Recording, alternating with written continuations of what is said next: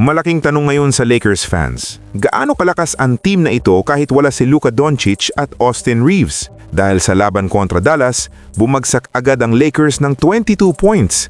Mukhang tapos na ang laban. Pero biglang nagbago ang momentum.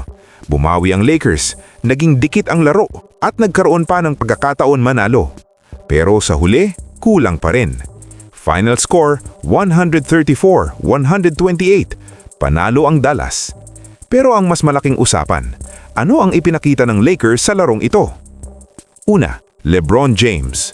Kahit wala ang dalawang pangunahing scorer ng Lakers, si LeBron ang nagdala ng team. Nagtala siya ng 30 points, 15 assists at 9 rebounds. Halos triple-double performance. Kitang-kita na kaya pa rin niyang kontrolin ang laro. Hindi lang scoring, kundi playmaking at leadership. Siya ang dahilan kung bakit nakabalik ang Lakers mula sa malaking deficit.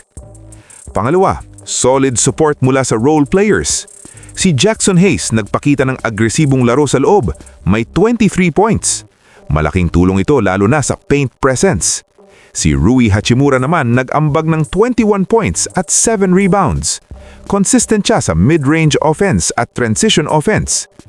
Isa sa pinaka-surprising performance, si Luke Kennard.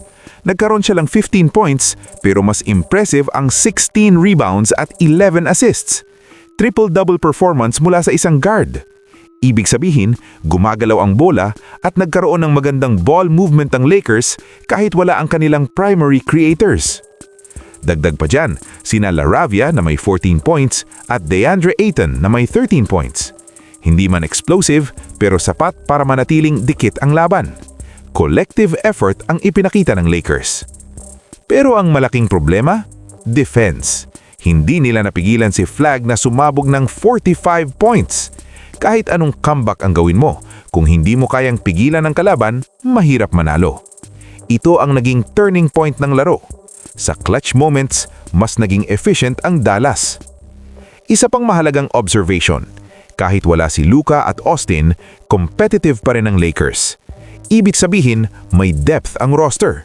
May system na kayang gumana kahit kulang ang stars. Positibo ito heading sa susunod na laro kontra OKC sa home court. Sa kabila ng talo, may magandang senyales para sa Lakers.